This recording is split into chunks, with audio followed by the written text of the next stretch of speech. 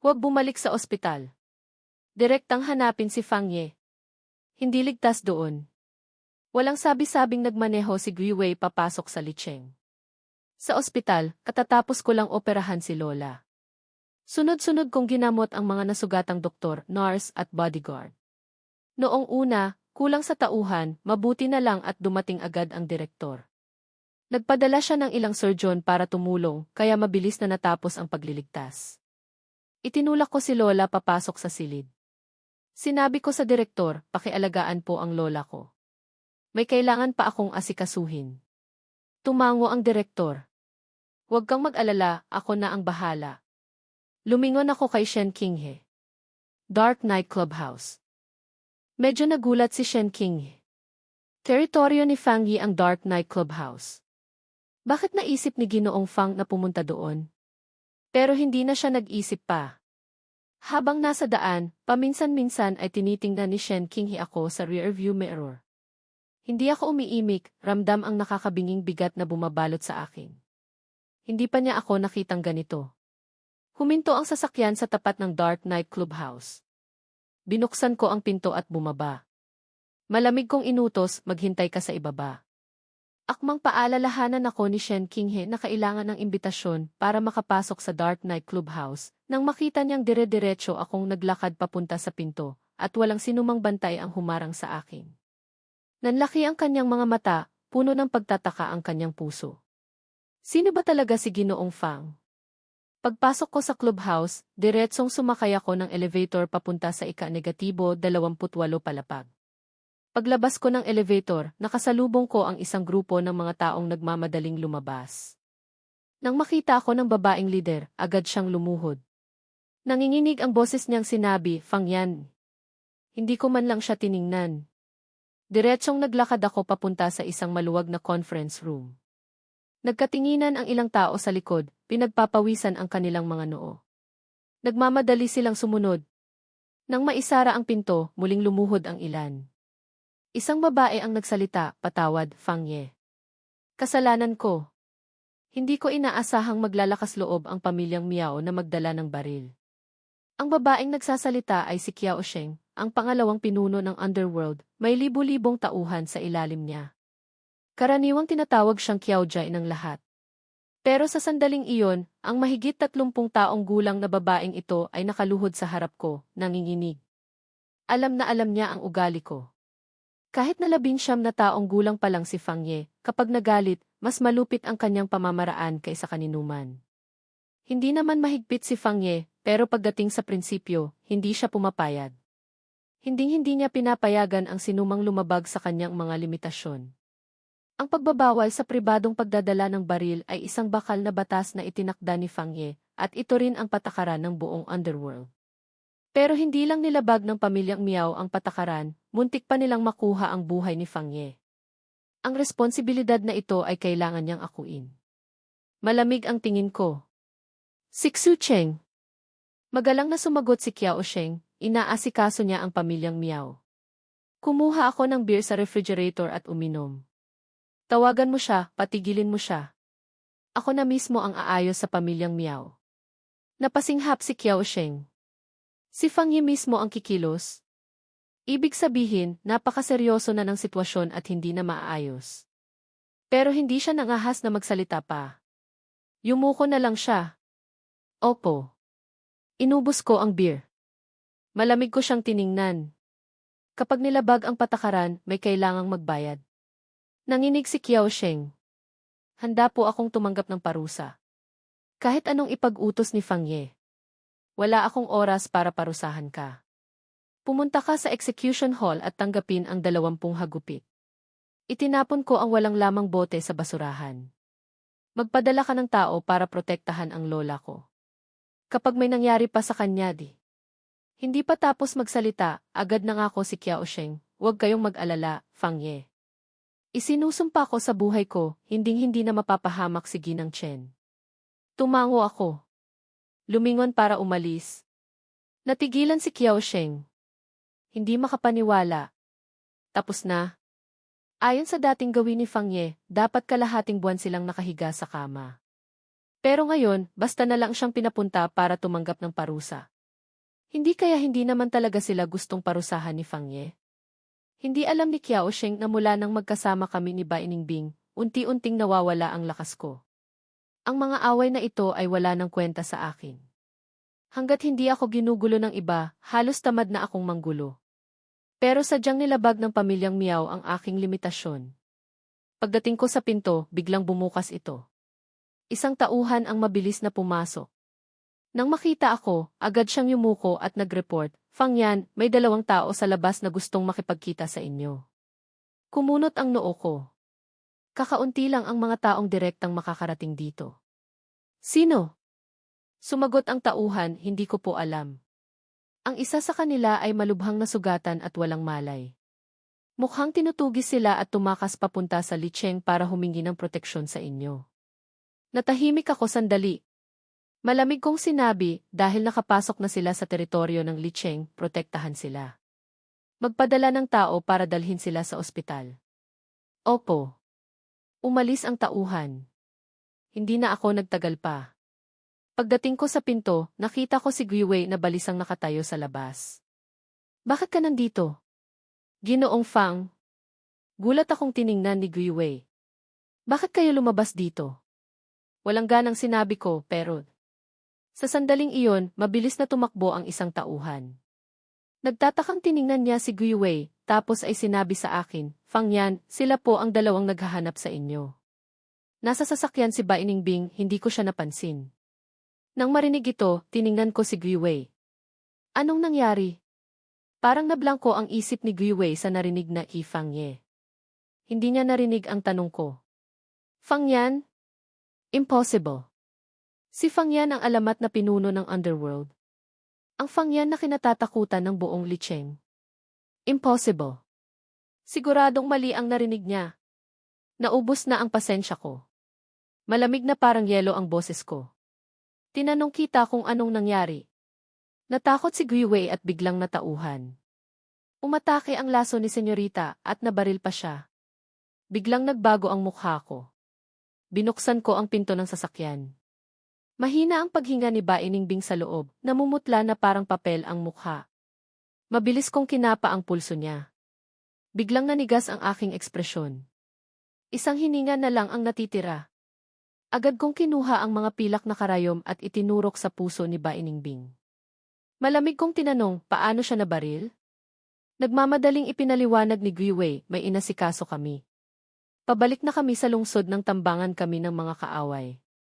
Sakto namang umatake ang laso ni Senyorita, kaya hindi namin sila nakayanan. Para protektahan kami, natamaan siya ng bala. Si Zhang Yujiao. Kung 3 sila at 2 lang ang bumalik, nasaan si Zhang Yujiao? Biglang naging matalim ang aura ko. Kahit madaldal si Zhang Yujiao, itinuturing ko na siyang kasama. Ang sinumang gumalaw sa mga tao ko ay mamamatay. Sa tarangkahan ng lungsod hinabol kami ng mga kaaway. Hindi pa tapos magsalita si Guiwei, bigla akong nawala na parang bula. Natulala si Guiwei habang tinitingnan ang direksyon kung saan ako nawala. Ano ang nakita niya? Isang anino ang dumaan sa harap niya, tapos ay nawala na. Ang sumunod sa akin pababa na si Qiao Sheng, nang marinig ang sinabi ni Guiwei, biglang nagbago ang mukha. Agad siyang nag-utos, magdala ng tao sa tarangkahan ng lungsod para sumuporta. Pinanood ni Guiwei ang lahat na umalis, halos maiyak na. Ano na ngayon? Kaya pa bang dalhin sa ospital si Senyorita? Habang wala siyang magawa, bigla akong bumalik. Dalhin mo siya sa ospital. Huwag mong gagalawin ang mga pilak na karayom. Ikaw ang bahala sa pag-alis ng mga bala. Ang iba, hintayin mo akong bumalik para asikasuhin. Kalahati pa lang ang natatakbo ko nang bigla kong mapagtanto na masyado akong nagmamadali. Ang layo ng tarangkahan ng lungsod dito ay hindi bababa sa 20 minuto. Kahit gaano pa ako kabilis, hindi ako mas mabilis sa sasakyan. Hindi ko mahanap si Shen Qinghe. Nang tawagan ko siya, nalaman kong ipinarada niya ang sasakyan sa parking lot. At naisip ko ang talino ni Guiwei, malamang ay tatayo lang siya roon buong gabi. Sa oras na iyon, matagal nang namatay si Bai Ningbing dahil sa sobrang pagdurugo. Napatango na lang si Guiwei. Nang dalhin ni Shen Qinghe ang sasakyan, mula sa malayo ay nakita na niya ang sasakyan namin ni Bai Ningbing. Pagkababa niya, bago pa man siya makapagtanong kung nasaan si senyorita, hinila ko na siya. Tarangkahan ng lungsod. Si Zhang Yujiao at ang mga tao mula sa underworld ay desperadong lumalaban. Matagal nang naubos ang kanilang mga bala. Sa higit sa 10 bantay, 5 na lang ang natitira. At ang kalaban ay kalahati pa lang ang nababawas. Pagod na sila. Unti-unting lumalapit ang kalaban. Kinuyom ni Zhang Yujiao ang kanyang kamao, iniisip na baka dito na siya mamamatay ngayon. Napakagatlabi siya, akmang lalaban ng buong lakas, nang biglang marinig ang ugong ng makina mula sa likuran. Sa dilim, hindi niya makita ang mga tao sa loob ng sasakyan. Malabo lang niyang matukoy ang 2 anino. Biglang huminto ang sasakyan. Malakas na bumukas ang pinto. Ang lalaki sa tabi ni Zhang Yujiao ay biglang sumigaw ng tuwang-tuwa, dumating na si Fang Ye. Mabuti. Nakayanan natin. Biglang lumingon si Zhang Yujiao, gustong makita kung ano ang itsura ng alamat na si Fang Ye. Bago pa man niya makita, parang multo na akong lumabas. Lumipad ang mga pilak na karayom. Ang libu-libong tao sa kabilang panig, isa-isang natigilan. Nanlaki ang mga mata ni Zhang Yujiao, blangko ang isip. Pilak na karayom na nagpatigil sa libu-libong tao. Totoo ba ito? Hindi pa siya nakakabawi, mabilis nang lumapit sa akin ang ilang tao sa tabi niya. Nanginginig ang boses, Fang Ye. Patawad, hindi namin naprotektahan ang mga namatay naming kapatid. Sinulyapan ko ang mga bangkay sa sahig, yumuko para kapain ang pulso. Malamig kong sinabi, may isang hininga pa. Dalhin pabalik. Nang marinig ni Zhang Yujiao ang boses na ito, para siyang tinamaan ng kidlat. Putang ina! Ang boses na ito. Fang Yuan. Fang Ye. Anong klaseng kabaliwan ito? Tumingin ako sa paligid. Nang makita ko si Zhang Yujiao, saka ako lumingon sa libu-libong taong natigilan. Ang mga lumabag, mamamatay. Ang gumalaw sa mga tao ko, gusto kong maranasan nila ang masahol pa sa kamatayan. Hindi pa tapos magsalita, parang kuryente ang katawan ko, mabilis na dumaan sa gitna ng mga tao. Sa sandaling bawiin ang mga pilak na karayom, mahigit 1,000 tao ang bumagsak sa sahig, wasak ang mga kamay at paa. Malakas na lumunok si Zhang Yujiao. Ang galing na ito, kapantay na ni senyorita. Kung walang sakit si senyorita, hindi siya matatalo ng 500 tao. Pero si senyorita ay dumaan sa mga pagsubok ng buhay at kamatayan. Putang ina, 19 na taong gulang pa lang siya. Bakit ganyan siya kalakas? Nang dumating si Qiao Sheng kasama ang mga tauhan, tiningnan niya ang mga kaaway na naghihingalo sa sahig, hindi man lang kumurap ang kanyang mga mata. Diretsong lumapit sa akin. Fang Ye, anong gagawin natin sa kanila? Bilang kanang kamay ko, alam na alam ni Qiao Sheng na ang pagwasak sa mga kamay at paa nila ay ang karaniwang paraan ng pagpaparusa ni Fang Ye. Ang galing ni Fang Ye sa medisina, na parang mahika, ay kayang magligtas ng buhay at magdulot ng paghihirap na masahol pa sa kamatayan. Karaniwan, hindi pumapatay si Fang Ye. Minsan nang tinanong ni Qiao Sheng si Fang Ye kung bakit palagi siyang nag-iiwan ng pag-asa. Sinabi lang ni Fang Ye na may nagturo sa kanya ng medisina, ang pagliligtas ng buhay ang pangunahin, ang pagpatay ay huling paraan na lang. Kakaunti lang ang mga namatay sa kamay ni Fang Ye, karamihan ay inayos na ng mga tauhan nila. Pero ang taong personal na kikilosan ni Fang Ye ay siguradong mas masahol pa sa kamatayan ang mararanasan. Ipainom ang gamot. Alamin ang pagkakakilanlan, itapon pabalik. Malamig kong sinabi at lumingon para umalis. Nanginig si Qiao Sheng. Ang gamot na tinutukoy ni Fang Ye ay isang espesyal na laso na tinatawag na ganchang kunduan, bitukat atay, pira-piraso. Tulad ng pangalan nito, ang sinumang uminom nito ay araw-araw na makararanas ng matinding sakit hanggang sa hindi na makayanan at magpakamatay. Kung hindi, habang buhay siyang magdurusa. Hindi siya nag-aksaya ng panahon. Agad niyang inutusan ang mga tao na kumuha ng gamot at asikasuhin ang mga natira. Ang nasa tabi niyang si Shen Qinghe ay matagal ng tulala, hindi pa rin nakakabawi hanggang ngayon. Hindi ko siya pinansin. Binuksan ko ang pinto ng sasakyan. Nakita kong tulala pa rin si Zhang Yujiao. Malamig kong sinabi, hindi ka aalis? Ang boses na ito ang nagpabalik kay Zhang Yujiao sa realidad. Bigla niyang naalala, dinala ni Guiwei si Bai Ningbing para hanapin si Fang Yan. At ngayon, si Fang Yuan ay si Fang Yan. Maliligtas si senyorita. Paminsan-minsan ay lumilingon si Zhang Yujiao sa akin. Nakikita niyang napakababa ng presyon sa paligid ko, ramdam ang panganib. Natakot siyang magtanong, kaya pinigilan niya ang napakaraming tanong sa kanyang isip. Mabilis na tumakbo ang sasakyan papunta sa Central Hospital ng Licheng. Diretsong pumunta ako sa operating room. Nakita kong inooperahan pa rin ni Guiwei si Bai Ningbing. Nagpalit ako ng damit pang opera at lumapit. Umalis ka. Natakot si Guiwei sa malamig na boses na iyon. Nanginig ang kamay niya, muntik nang magkamali ng gupit. Tumingala siya at nakita ang madilim kong mukha. Agad siyang umatras. Mabilis at tumpak ang aking mga kilos. Sa loob ng 15 minuto, naalis ko na ang lahat ng bala. Napanganga si Guiwei. Nang makita niyang magtatahi na ako, dali-dali niyang sinabi, "Ginoong Fang, ako na po." Hindi na kailangan. Tiningnan ko si Bai Ningbing na walang malay. Biglang may kumirot sa puso ko. Ang mga nasa tarangkahan ng lungsod kanina, hindi ko naman kailangang personal na asikasuhin. Pero nang marinig kong dahil sa paghabol ng mga taong iyon, kaya siya natamaan, hindi ko alam kung bakit, biglang may pumutok sa kaibutura ng puso ko. Nag-aapoy ang galit. Habang nagtatahi, maingat ang aking mga kilos. Kahit na may anesthesia si Bai Ningbing, para pa rin akong natatakot na masaktan siya. Katatapos lang ng operasyon, sumugod si Lin Pia at nagtanong, "Fang Yuan, kumusta si Ningbing?" Tumingala ako at mahinang sinabi, "Tita, huwag kayong mag-alala. Okay lang siya." Talaga bang okay lang siya? Balisang tumingin si Lin Pia sa operating room. Sabi ni Zhang Yujiao, umatake ang laso niya at nabaril pa. Malamig kong sinulyapan si Zhang Yujiao. Lumingon ako kay Lin Pia at mahinahong sinabi, "Nandito ako. Walang mangyayaring masama." Kinilabutan si Zhang Yujiao sa tingin ko, mukhang napipikon. Hindi naman niya gustong sabihin, pero pinilit siya ni tita, paano siya tatanggi. Nakahinga ng maluwag si Lin Pia. "Salamat sa hirap mo."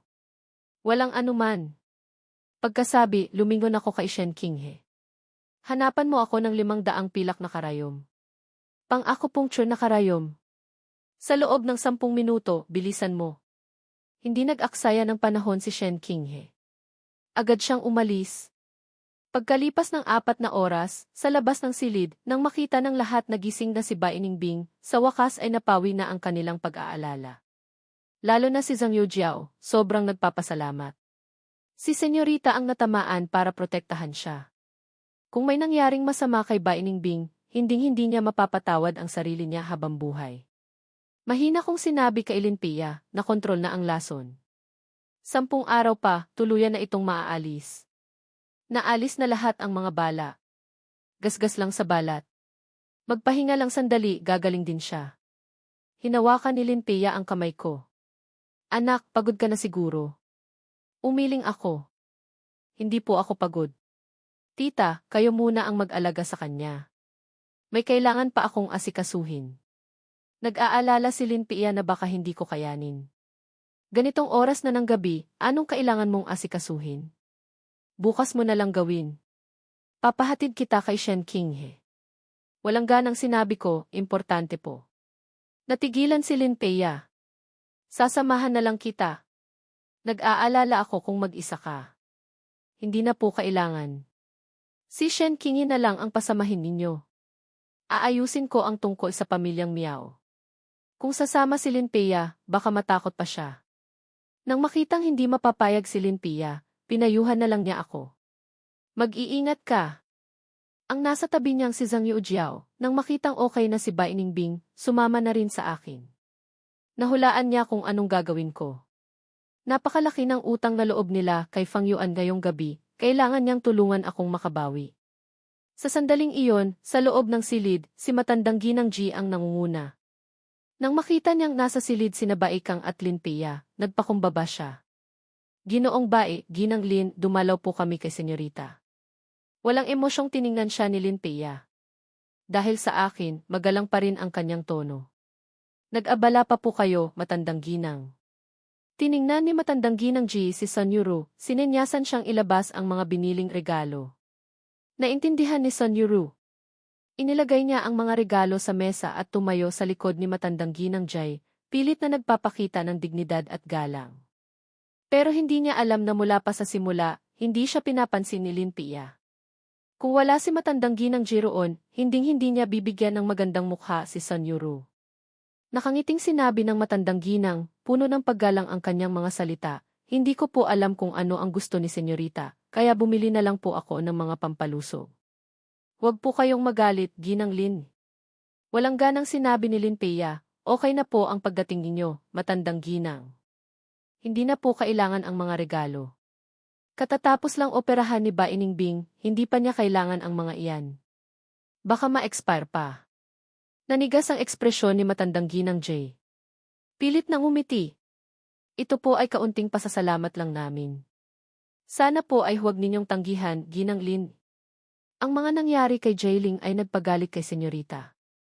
Kailangang humanap ng paraan ang matandang ginang para mapasaya sila. Matapos mag-withdraw ng puhunan si Ba Iningbing, pabagsak na ang negosyo ng pamilyang Ji. Mukhang hindi nakakayanin. Kung hindi pa makakakuha ng pondo, mapipilitan silang magdeklara ng bangkarota. Ang pamilyang Ji ay siya ang nagtaguyod. Hindi niya kayang panoorin na mabangkarota ang pamilyang Ji. Kaya kailangan niyang magpakumbaba at makiusap kay Ba Iningbing. Kung ganoon, maraming salamat. Hindi na tumanggi si Lin Pia.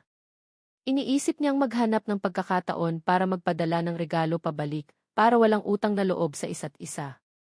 Ngumiti si matandang ginang Ji. Napunta ang usapan sa iba.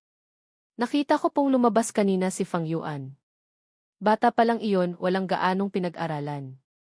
Baka hindi niya alam na dapat siyang manatili rito para alagaan si senyorita. Kung may maliman po, sana po ay pagpasensyahan ninyo, Ginang Lin. Si Lin Pia ay pinipigilan lang ang galit niya sa pamilyang Ji kaya pinapasok sila sa silid.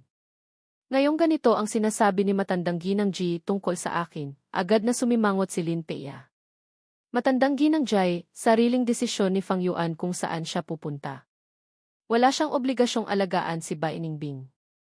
Kahit na gusto niyang manatili rito, ako ang nagpaalis sa kanya. May problema ka ba sa desisyon ko? Nanigas ang katawan ni matandang ginang Ji. Ginang Lin, nagkakamali po kayo. Natatakot lang po ako na baka mainis kayo kay Fang Yuan. Iniisip niya na dahil malubha ang sugat ni Ba Iningbing at naroroon sina Ginoong Bai at Ginang Lin, pero umalis ako sa kalagitnaan, siguradong galit sa akin ang pamilya Fu. Kaya sinadya niyang sabihin iyon, una, para lalong magalit sa akin si Lin Pia, at pangalawa, para ipakita ang kanyang pagpapakumbaba kay Lin Pia. Sino ba namang mag-aakala na magagalit pa si Lin Pia? Tumayo si Lin Pia at tiningnan si matandang ginang Ji. Mabait si Fang Yuan, masunurin. Mahal na mahal namin siya. Paano kami maiinis? Kayo naman, narinig ko na parang ayaw ninyo sa kanya. Iniisip ninyo na anak lang siya sa labas, hindi karapat-dapat sa pamilya ninyo. Kinabahan si matandang ginang Ji. Sino po ang nagsabi niyan? Wala pong ganoon. Palagi kong itinuturing si Fang Yuan na parang sarili kong apo. Hindi ko siya pinabayaan. Malamig na umisi si Lin Pia. Hindi mo kailangang magpaliwanag sa akin. Hindi ko rin kailangang malaman mula sa iba kung anong klaseng tao si Fang Yuan. Manugang siya ng pamilya Fu. Alam namin kung sino siya. Hindi talaga inaasahan ni matandang ginang Ji na ganoon na lang ang pagkagusto ni Lin Pia sa akin. Ang batang iyon, mukhang mahirap, walang modo at masama ang ugali. Ano ba ang nagustuhan ni Ginang Lin sa kanya? Bakit? Noong una, malinaw na itinakda na makikipag-alyansa sa pamilya Ji. Matapos palitan ni Jiming si Fang Yuan, hindi lang sila hindi nagalit, bagkus ay lalo pa siyang inalagaan na parang langit. Malamig na tiningnan ni Lin Pia si matandang ginang. Walang emosyong umupo. Matandang ginang Jai, kung wala nang ibang kailangan, iuwi mo na ang pamilya mo. Nagpapahinga pa si Ba Iningbing. Ayokong may mang-istorbo sa kanya. Si Bai Kang ay hindi nagsalita mula simula hanggang wakas. Ang pamilyang Jay, sa antas nila, ay hindi pa karapat-dapat kausapin siya. Kung gayon, mauuna na kami. Yumuko si matandang ginang Ji kay Lin Pia, at umalis kasama ang pamilya Ji. Maliban kay matandang ginang Jai, walang ibang nagsalita sa pamilya Ji. Pagkaalis ng pamilya J, inalis ni Lin Pia ang kanyang tingin. Iyong mga munting pakana nila, ipinagyayabang pa sa harap ko. Kailanman ay hindi naging mabuti kay Fang Yuan, pero gusto nilang gamitin ang pangalan ni Fang Yuan para makakuha ng karagdagang puhunan. Talagang nag-ilusyon. Nagbalat ng dalandan si Baikang at ibinigay sa kanya. Huwag mong pahirapan ang sarili mo. Si Fang Yuan nga hindi nagagalit, ikaw pa ang sobrang nagagalit. Paano mo nalaman na hindi ako nagagalit? Sinamaan siya ng tingin ni Lin Peya. Itong si Fang Yuan, palaging nagkukunwaring matatag, pero sa totoo lang, napakarupok ng puso niya. Bilang biyanan niya, hinding-hindi ko hahayaang apihin siya. Umiling si Baikang, hindi nagsalita. Saglit na nag-isip si Lin Peya. Biglang tumingala, seryoso ang mukha. Nagdesisyon na ako. Nagdesisyon ng ano? Sinulyapan siya ni Baikang. Ano na namang kalokohan ang naiisip ng babaeng ito? Magdaraos ako ng isang piging para ipakilala sa publiko ang pagkakakilanlan ng manugang ko. Kung ano ang naiisip ni Lin Peya, agad niyang ginagawa. Diretsong kinuha ang cellphone para ipaalam sa Jingcheng. Napailing si Baikang. Agad niyang kinuha ang cellphone nito. Kung magdaraos ka ng piging, dapat ayusin mo muna ang mga bagay-bagay. Hindi pa gumagaling si Bai Ningbing. Anong klaseng piging ang idaraos mo sa ganitong oras? Ang natutulog na si Bai Ningbing sa kama ay biglang nagmulat ng mata. Gawin na lang ang gusto ni Mama, magdaos ng piging. Kanina, may nagsasalita sa silid. Hindi siya gaanong nakatulog ng mahimbing. Dahil lang wala ako roon, tamad siyang magmulat ng mata. Nang marinig ito ni Lin Peya, bigla siyang umiti. Tingnan mo, pati anak ko suportado ang desisyon ko. Medyo napailing si Baikang. Bahala kayo kung anong gusto niyong gawin. Kinindata ni Lin Peya si Bai Ningbing. Hindi naman ito para pahirapan si Fang Yuan. Hindi ba sinabi na sa loob ng 10 araw, tuluyan nang mawawala ang lason mo? Sa oras na iyon, halos na ang negosyo mo. Samantalahin natin ang pagkakataong ito, bilisan natin ang pagdaraos ng piging.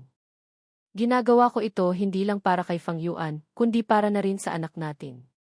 Si Fang Yuan, napakagaling na manugang, may angking galing sa medisina.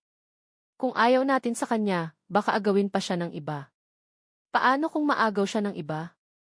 Tumango si Baitang siya ng 4 na beses. Tama nga naman iyon. Kaya kailangan nating bilisan ang pagpapakilala sa pagkakakilanlan ni Fang Yuan. Kahit na may gustong manligaw sa kanya, kailangan nilang pag-isipan kung kaya nilang banggain ang pamilya Fu. Ipinagmamalaki ni Lin Peya ang sinabi niya. Talagang napakatalino ko. Tama. Tumango si Bai Ningbing. Masyadong mainitin ang ulo ng binatang iyon. Kailangan niya itong makuha agad. Baka isang araw, sa isang pagkalingat, tumakas ito. Kung magkagayon, malulugi siya. Naghintay si Miao Wan niyang buong gabi. Ang mga tauhan niyang ipinadala ay hindi na bumalik. Sa wakas, pagsapit ng 12:00 ng hating gabi, nang wala pa ring balitang dumarating, hindi na makapaghintay si Miao Wan niyang. Diretsong tumawag siya sa kanyang tauhan. Alamin mo kung anong nangyayari roon. Bakit wala pa ring balita? Kailangan ba ng ganoon katagal para ayusin ang isang estudyante sa high school? Hindi pa tapos ang tawag, nakarinig siya ng nakabibinging ingay sa labas. Sta! Ibinaba ni Miao Wan niyang ang telepono at bumaba. Ganitong oras ng gabi, sino ang ayaw ng mabuhay? Nagising din si Miao Yitian sa ingay. Sumama siya kay Miao Wan niyang pababa. Nang makita ang siksikang tao sa ibaba, nanlaki ang mga mata ni Miao Yitian. Nagbago ang mukha ni Miao Wan niyang. Hindi ito mga tauhan niya.